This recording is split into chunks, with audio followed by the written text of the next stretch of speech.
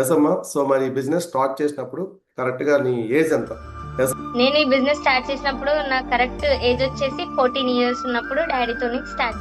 మరి ఆ టైంలో నీకు బిజినెస్ అర్థం అవడానికి నీకు కారణం ఏంటి? ఎందుకు అర్థమైంది అసలు? నేను మరి నేను లైక్ నాకు కూడా ఏం అర్థం కాలేదు. ఒక 4-5 మీటింగ్స్ విన్నాక లైక్ ఈ బిజినెస్ లోకి వస్తే నా డ్రీమ్స్, నా ఫేవరెట్ కార్ నా లైఫ్ లోకి త్వరగా వస్తుందని అనుకొని ఈ బిజినెస్ ని డాడీ మోటివేషన్, మమ్మీ మోటివేషన్ తోని ఎస్ నేను ఈ బిజినెస్ లోకి వస్తే నా డ్రీమ్స్ ఫుల్ఫిల్ అవుతాయని ఆ ఆలోచనతోని బిజినెస్ ని స్టార్ట్ చేయడం జరిగింది. ఎస్, ఓకే, బాగుంది. సో ఫీల్డ్ వర్క్ వెళ్ళినప్పుడు మరి బిజినెస్ను పట్టుకొని వెళ్ళినప్పుడు ఎవరికైనా చెప్పినప్పుడు మరి ఎలా ట్రీట్ చేసేవారు అసలు? అంటే చెప్పడానికి ట్రై చేస్తే నీకు ప్లాన్ వచ్చా లేదా ప్రోడక్ట్ వచ్చా అంటే ఈరోజు చాలామంది చాలా పెద్దవాళ్ళు అవుతారు, 4 మీటింగ్కి వెళ్ళినా సరే ప్రొడక్ట్ నాలెడ్జ్ చెప్పడం రావట్లేదు. కానీ ఎలా ఫస్ట్ స్టార్టింగ్ లెవెల్లో ప్రొడక్ట్ కోసం కానీ బిజినెస్ కోసం కానీ ఏ విధంగా చెప్పేదానివి?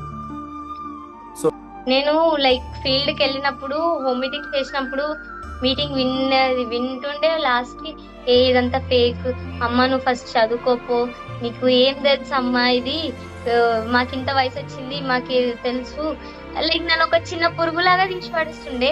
కానీ కొందరు వాళ్ళకి ఆ మీటింగ్ అర్థమై నా ఏజ్ కాదు నా ఎన్నుకున్న ప్లాన్ ని చూసి అర్థం చేసుకొని చేస్తుండే.